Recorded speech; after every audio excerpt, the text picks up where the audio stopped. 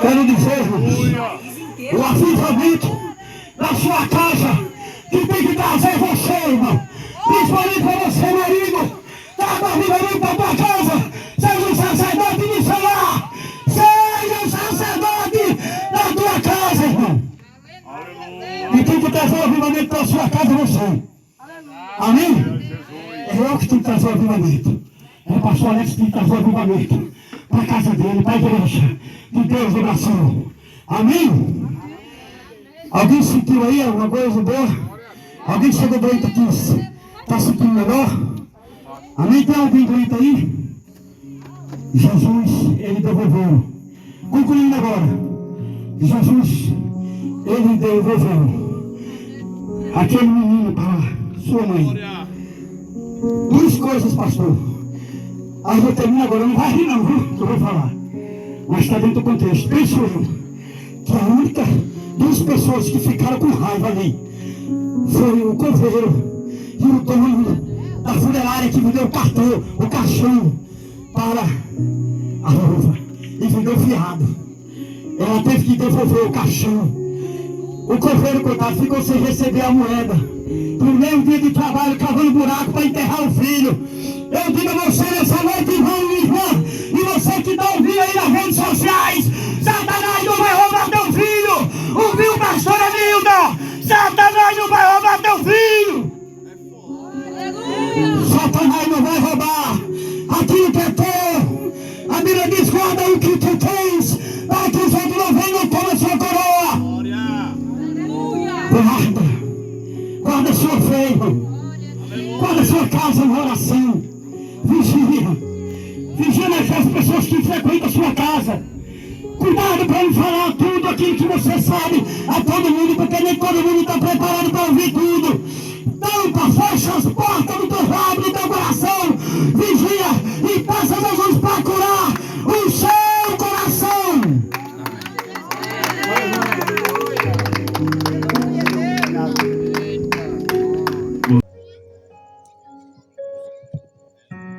Tem dia que a angústia bate forte aí dentro do seu peito. Você tenta enxergar a solução e não vê jeito. Agora senta pra me ouvir. Batalhas e dificuldades bem maiores você já venceu. Foram provas tão difíceis que hoje chego até dizer: não entendo como foi que eu venci. Glória a Deus!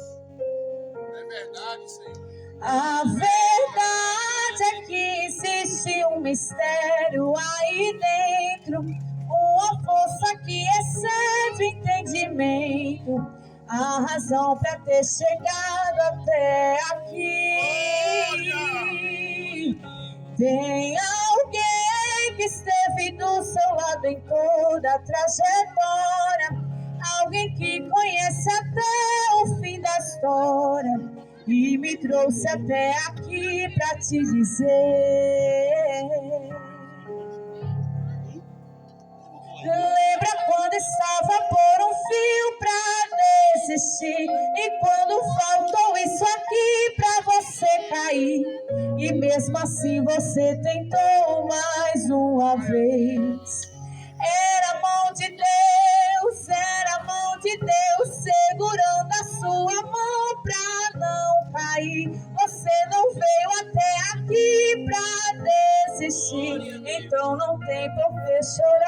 volte a sorrir.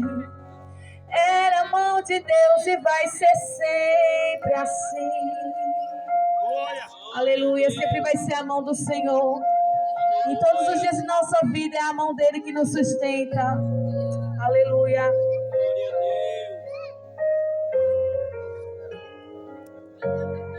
Verdade é que existe um mistério aí dentro, uma força que excede entendimento, a razão para ter chegado até aqui. Tem alguém que esteve do seu lado em toda a trajetória, alguém que conhece até o fim da história e me trouxe até aqui pra te dizer. Lembra quando estava por um fio pra desistir, e quando faltou isso aqui pra você cair, e mesmo assim você tentou mais uma vez. Era a mão de Deus, era a mão de Deus segurando a sua mão pra não cair. Você não veio até aqui pra desistir, então não tem por que chorar, volte a sorrir. Era a mão de Deus e vai ser sempre assim. Era a mão de Deus e vai ser sempre assim. Na tristeza ou na alegria, era a mão de Deus e vai ser sempre assim. Na tempestade ou na abundância, era a mão de Deus e vai ser sempre assim, contigo até o fim. Lembra quando estava por um fio pra desistir, e quando faltou isso aqui pra você cair, mas mesmo assim você tentou mais uma vez. Era a mão de Deus, era a mão de Deus segurando a sua mão pra não cair. Você não veio até aqui pra desistir, então não tem pra que chorar, volte a sorrir. Era a mão de Deus e vai ser sempre assim. Aleluia, agradeço essa oportunidade em nome de Jesus. Seu cuidado é incansável, sim, sim, está bem. A fé canta na tristeza, vai tudo bem. Canta assim e volta. Amém, meus irmãos? Estou aqui em casa, né, assistindo aqui com a minha família, né, o culto de doutrina, né, da igreja da IADERN, da Semi-ADERN, mesmo tendo o meu ministério, né, mas eu sempre procuro a respeitar todos os ministérios. É assim que a gente tem que fazer. Mostrar que nós não guardamos rancor. Eu tinha tudo para guardar rancor, mágoa, de muitos que me magoaram ali, não só na Assembleia, mas por outros ministérios por onde eu já passei. Graças a Deus, Jesus curou meu coração. E hoje eu tenho o prazer de dizer que eu e minha casa servimos ao Senhor. Está aí a live, né? Da igreja da IADERN, da Semi-ADERN. Novo pastor aí, né? Que está no lugar aí do pastor Bruno. Eu passei quase 18 anos por esse ministério aí. Essa é a terceira vez que eu saio desse ministério. Quando eu saí da Igreja Batista, foi direto para esse ministério aí. Depois passei pela Igreja de Cristo Brasil, frequentei 2 anos a Deus é Amor, frequentei aproximadamente uns 7 anos a Igreja Quadrangular, a Igreja de Cristo foi 2 anos, e assim está sendo a minha vida, mas nunca me desviei, nunca fui para o mundo, graças a Deus. Eu posso me afastar das placas das igrejas, mas de Jesus jamais eu me afasto. Que Deus ele venha continuar me dando força, graça, eu suportar tantas pessoas falsas no nosso meio. Pessoas que poderiam estar me procurando saber aonde eu estou precisando, né? Para vir me ajudar. Mas prefere mais me apontar, acusar e me julgar. Me julgar de algo que eu não sou, que eu não faço. A única coisa que eu faço é só apenas pregar a palavra de Deus e cuidar bem da minha família. Deus abençoe a todos, graça e paz.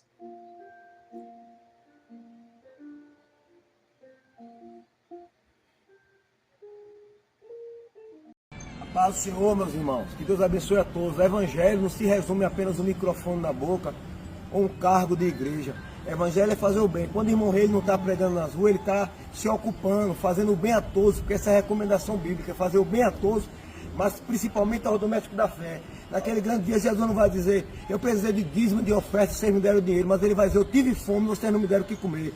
Tive sede, não me deram o que beber. Eu tive nu, vocês não me vestiram. Tive preso, não foste me visitar.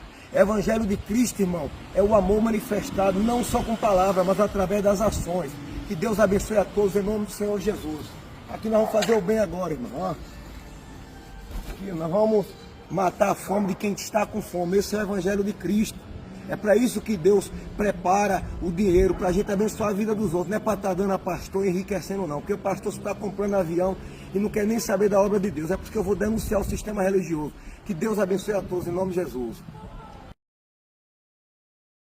Vocês nunca ouviram falar das piricrente? Então, presta atenção. Revista Cláudia. Veja bem. Revista Cláudia fez uma matéria, tá na internet para quem quiser ver. A manchete dizia o seguinte: um novo estilo tem adentrado as igrejas, o Pirigospel. Revista Cláudia. Aí embaixo tá assim: veja o que faz parte desse estilo. 2 pontos. O que tinha lá? Uma irmãzinha de vestido a vácuo, bem agarrado, e com todas as coisas que vocês vão ver a partir de agora. Então, a partir de agora, relaxa, respire e fala, vamos rir. Amém? Pode passar. Pode passar. Isso. Eu quero apresentar para vocês agora o que é fazer parte de um reino de verdade, um reino terreno. Amém? Porque nós fazemos parte de um reino celestial. Mas eu quero que você conheça o que é fazer parte de um reino terreno, que é o reino da princesa, o Reino Unido. Todo mundo conhece essa mulher, né? Vocês sabiam que para essa mulher estar lá na posição que ela está, ela tem que cumprir pré-requisitos? Vocês sabiam que tem regras para essa mulher ser uma princesa? Se ela não cumprir as regras, ela nem a aceita como princesa. Uma dessas regras é o esmalte da princesa. Ela só pode usar esmalte nude e neutro, clarinho. Ah, não. Eu não quero. Eu quero usar o meu vermelho, meu preto, meu roxo, meu pink. Minha irmã, eu não estou falando que essa regra é para você. Aliás, tudo que eu falar de agora em diante não é pecado. É se convém ou não convém para quem quer carregar e exalar o Espírito Santo. Tá bom? Você vai fazer a sua escolha. Ah, eu quero ser crente de banco mesmo. Quero passar 30 anos só vindo ouvir e ir embora. Não quero propósito, não quero chamado, quero nada. Faz o que você quiser. Se você quer representar Jesus e exalar a presença dele e ter a tua vida transformada, você vai avaliar aqui o que convém e o que não convém. Ela só usa esmalte claro, nude, porque o reino que ela representa é muito importante. Eu preciso que você repita comigo a palavra importante, bem alto. O reino que ela representa é muito importante. Isso.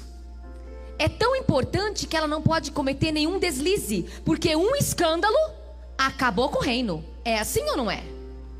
Essa princesa, quando ela vai usar uma blusinha decote V, igual essa minha, ou um vestido decote V, ela precisa usar um top faixa por baixo. Sabe aquele top faixa?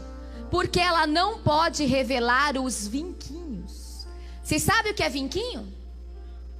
Vinquinho é o teu seio espremido que não coube no sutiã e que está explodindo. Sabe quando o sutiã não dá conta? Aí fica aquele vinco e faz assim, ó. Isso são vincos.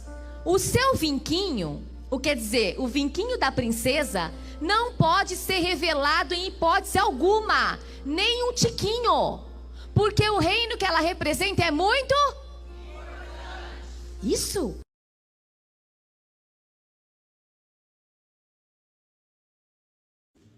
O dízimo pode virar até mesmo um processo contra a sua denominação, sim. Pessoas podem, sim, denunciar a justiça, colocar um processo na sua denominação por conta do dízimo. E eu vou te explicar isso direitinho.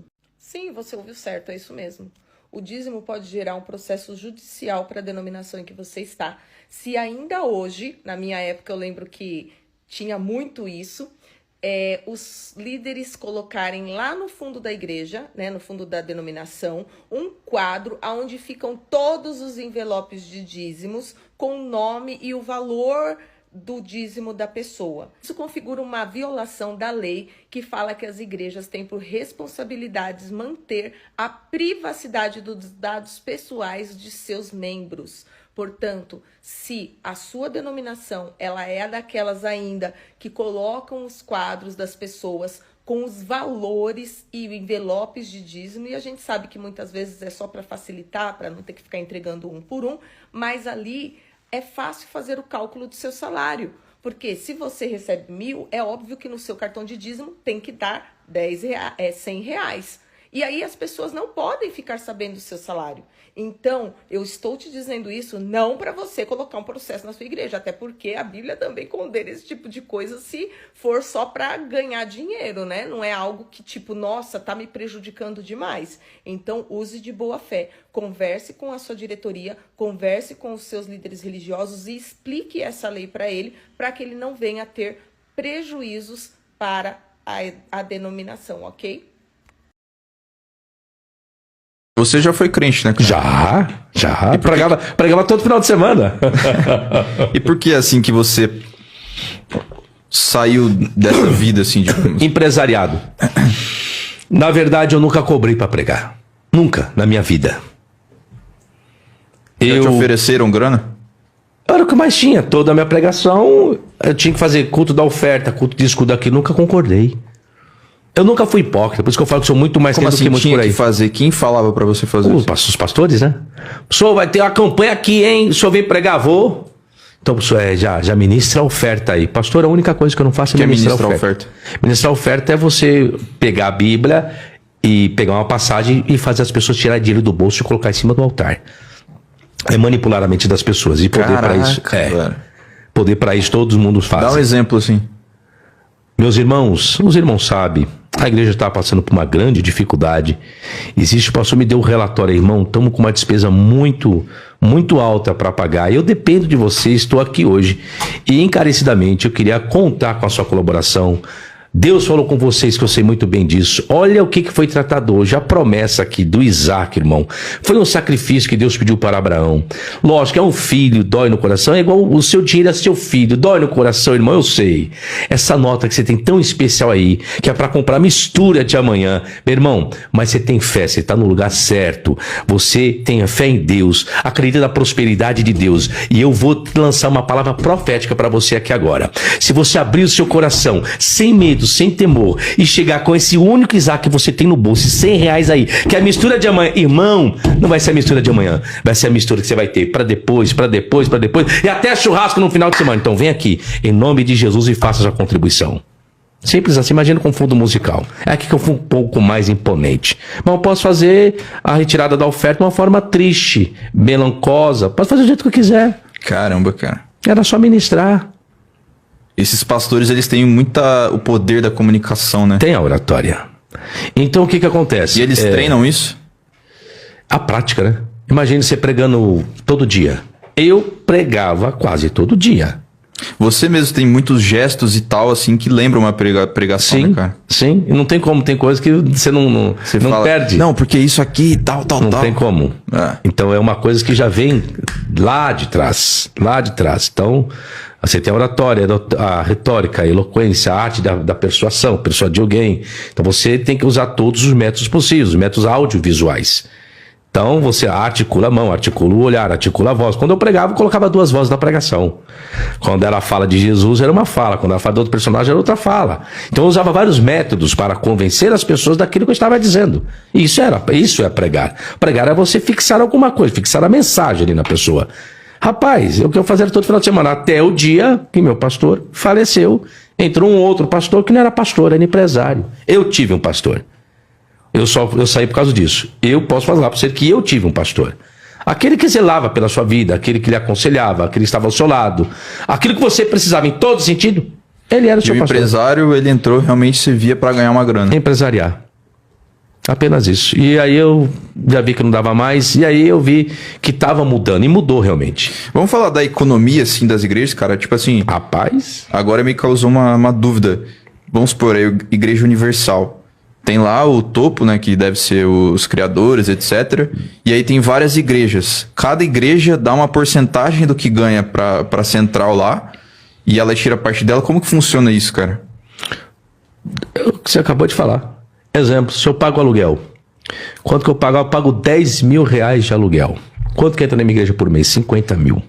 Ok, irmão, então pago o aluguel, pago água, a luz, o seu salário, despesa, resta para a sede.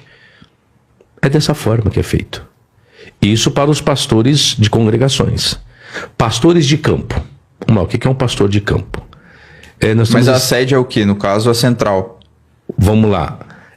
Nós estamos em Santo André.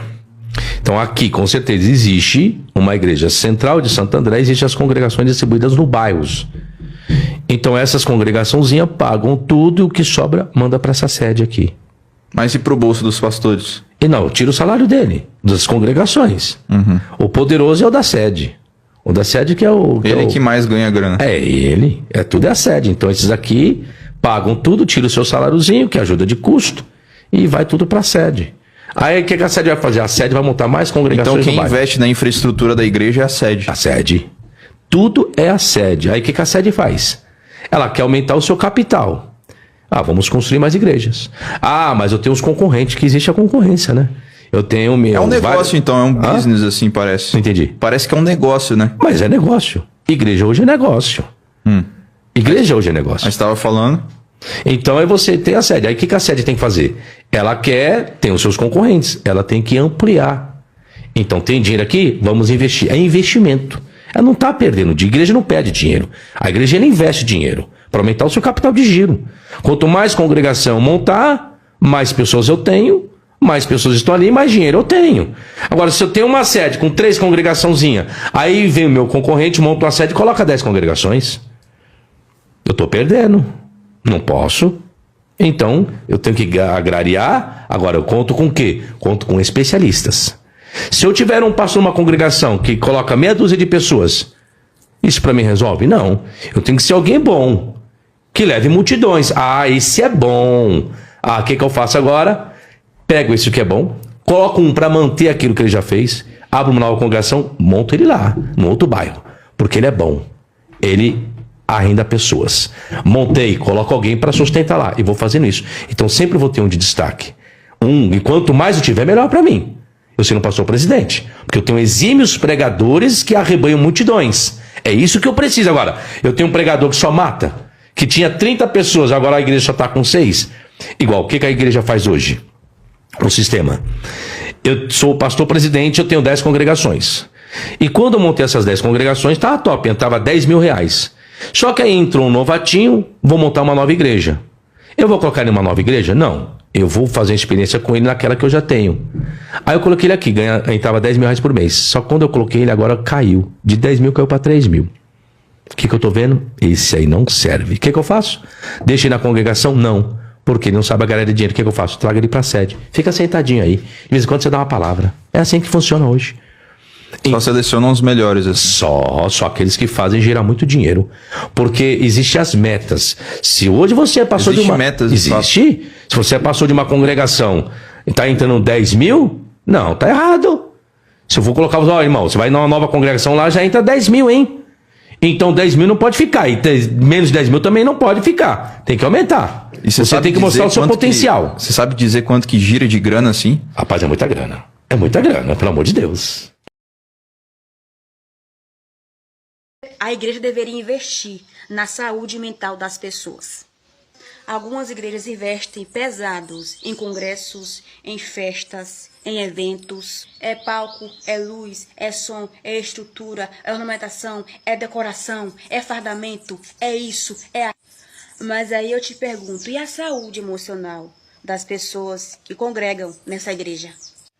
Por que será que quando alguém está na igreja com depressão, ansiedade, angústia, crise de pânico, qual é o conselho que essa pessoa escuta? Ore mais, tenha mais fé, busque mais, faça campanha. Isso é espiritual, isso é falta de fé, é falta de oração. Mas ninguém oferece um acompanhamento, ninguém indica um psicólogo, ninguém cria um apoio de verdade. Aí para evento tem orçamento, tem estrutura.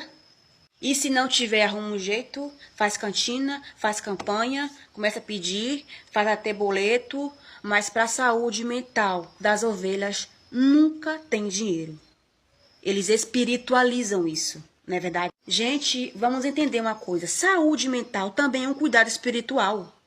Deus usa a oração sim, pessoas são curadas através de oração sim, mas Deus também usa os profissionais da área da saúde. Usa médico, usa psicólogo, usa tratamento. Nem tudo é demônio, nem tudo é falta de fé. Às vezes é ansiedade, às vezes é depressão, às vezes é esgotamento psicológico, esgotamento emocional. Igreja não é só lugar de evento, é um lugar que tem que ter cuidado, é um hospital.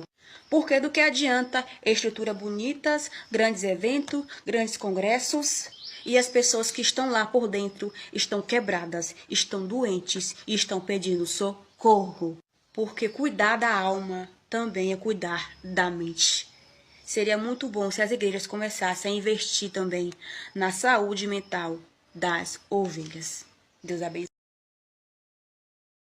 Deus não protege. Quem protege é o dízimo. Se você não pagar o dízimo, você vai ser queimado no fogo do inferno. Preste atenção aí, ó, que esse vagabundo falso profeta falou.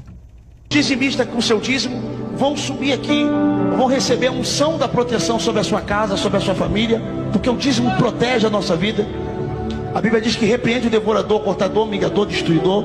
É um estatuto que subjuga demônios territoriais. Os ofertantes que estão aí embaixo, eu quero pedir que... Cadê? Me dá. Vem cá, Gustavo.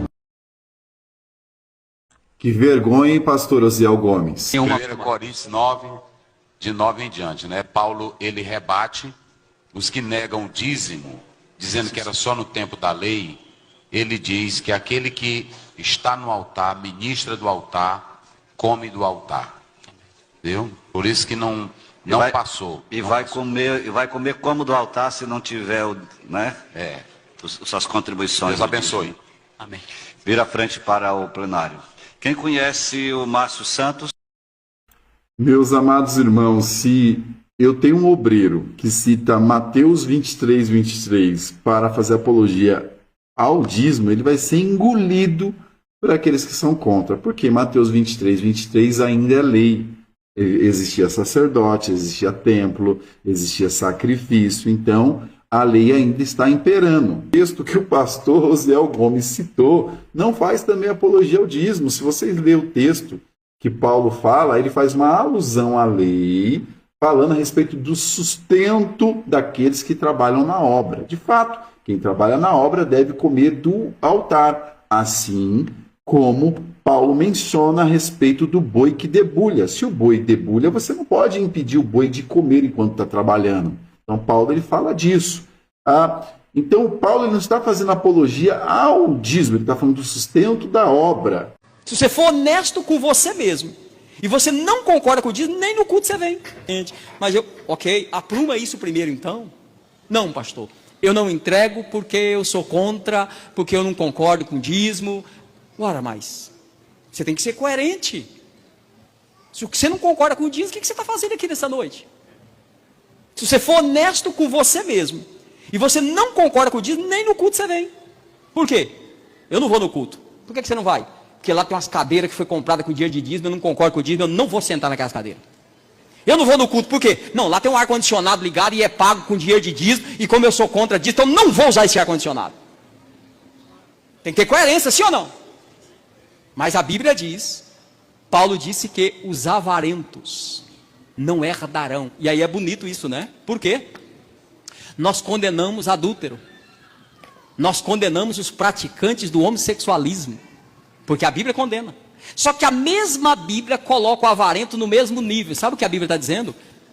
É por isso que a igreja, ou a Igreja Assembleia de Deus, não me aguentou. Porque quando eu resolvi estudar, pesquisar e trazer a verdade sobre esse evangelho capitalista, egoísta e farsante, eles não me aguentaram, tiveram que mandar eu embora. De fato, tiveram mesmo, porque não ia aguentar eu não.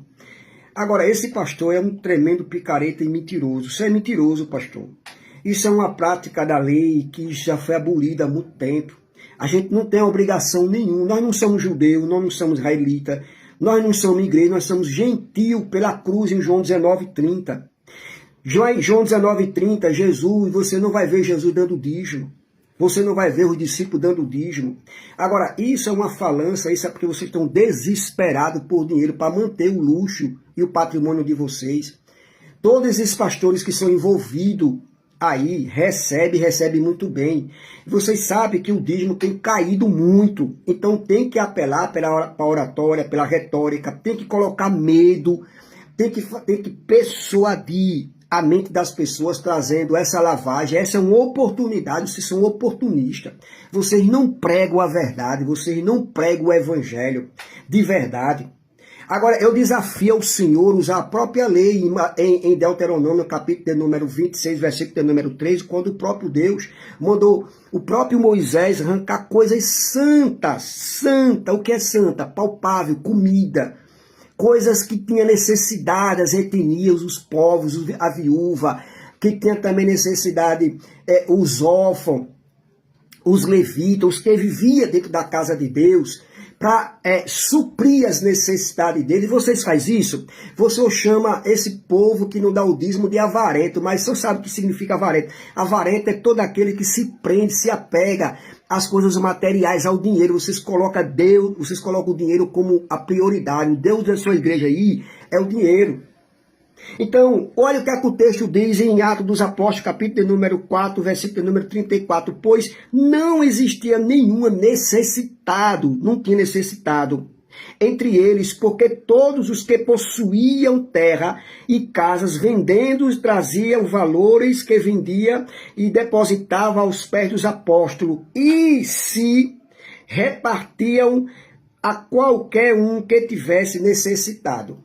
Os senhores vendem suas propriedades para encher a barriga dos seus fiéis?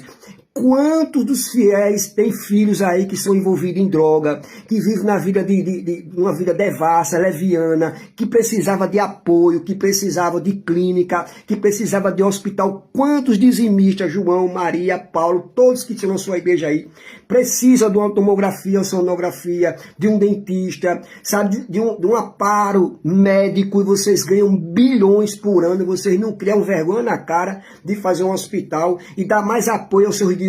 Vocês dizem que não dá o dízimo, são avarentos. Avarentos são vocês são esse personagem aqui, ó, são chacais, são lobos devoradores oportunistas que usam a própria Bíblia para fazer a narrativa falsa com Malaquias 3:10 e amedrontando o povo, dizendo que se o povo não dá o dízimo, o povo pode até ir para o inferno. Ou seja, quem é para o inferno são vocês que pregam uma lei antiga, que ficou lá cravada. Vocês são cerimoniais, são dogmas religiosos na casa de vocês. Vocês são rapinas, vocês são lobos, vocês são chacais, vocês não têm misericórdia com a ovelha. Por isso que Jesus disse em João 9:10, que eles, eu sou a porta, porque naquela época os mercenários forçavam, vocês estão forçando. Já peço a você que não passe esse vídeo, preste atenção neste comentário do religioso Aldemir. E olha o que ele está dizendo agora. Tudo bem, se você não quer devolver o dízimo, não devolva, mas só que você não pode incitar as pessoas a não devolver, porque você vai prestar contas a Deus, segundo o Aldemir. Aldemir, deixa eu te explicar uma coisa que até agora você não conseguiu entender.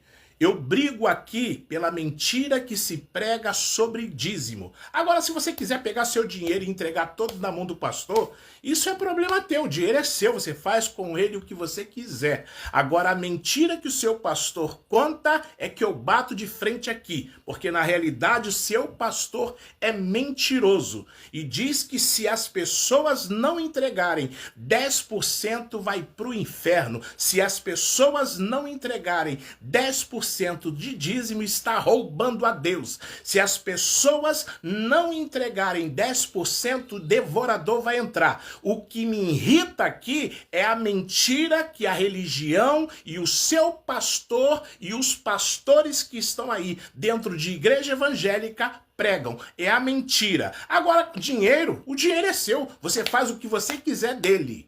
Tá? Você pode fazer o que você quiser. Se você quiser pegar todo o seu dinheiro e entregar na mão do seu pastor, fica à vontade, o dinheiro é seu. Agora, quando ele diz que dízimo, se as pessoas não entregarem, vai para o inferno, tem que entregar e está roubando a Deus, aí eu sou obrigado a entrar. Porque aí ele está dizendo que as pessoas vão para o inferno, eles colocam medo, culpa e conta mentira para tirar dinheiro das pessoas, tá?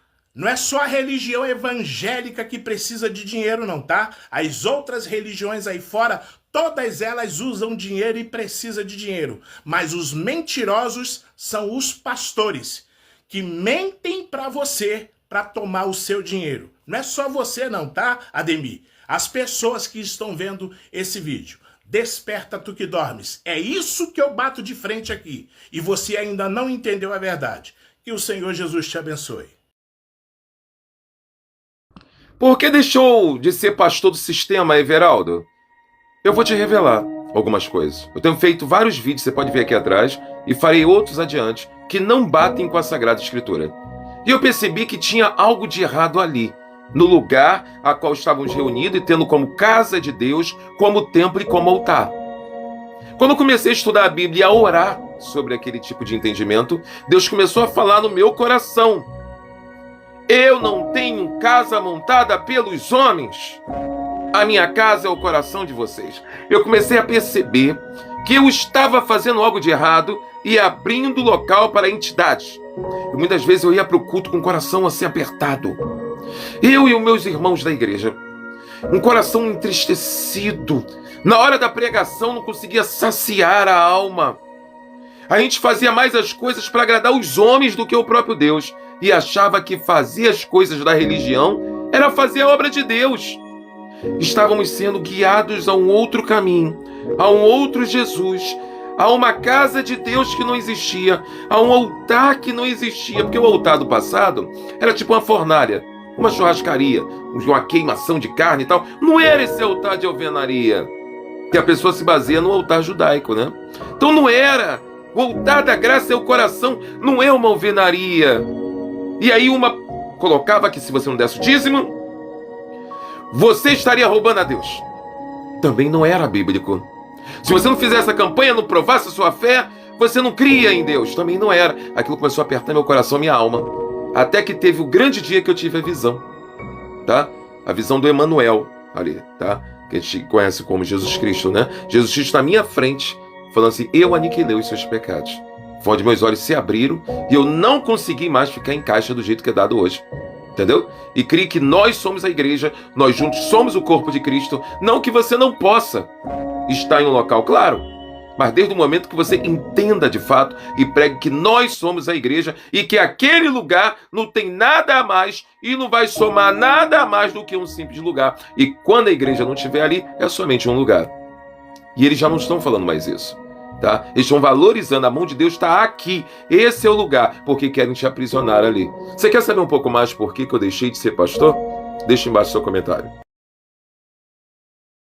Por que você não chega pro teu pastor, pro teu líder da sua igreja e fala assim, pastor, vamos vender tudo que a gente tem e vamos dar aos pobres? Aí você vai ver o cara virar ateu na tua frente. Vai contra Jesus. Pô, pastor, Jesus falou, não acumuleis tesouro na terra onde a traça e ferrugem consome. Aí o pastor vai falar contra Jesus para você que é fiel. Quer apostar quanto comigo? Faz esse teste. Fala lá, pastor, Jesus falou que você recebeu de graça, então vamos dar de graça. O pastor vai se negar, irmão. Você faz esse teste na sua igreja, espalha um panfleto.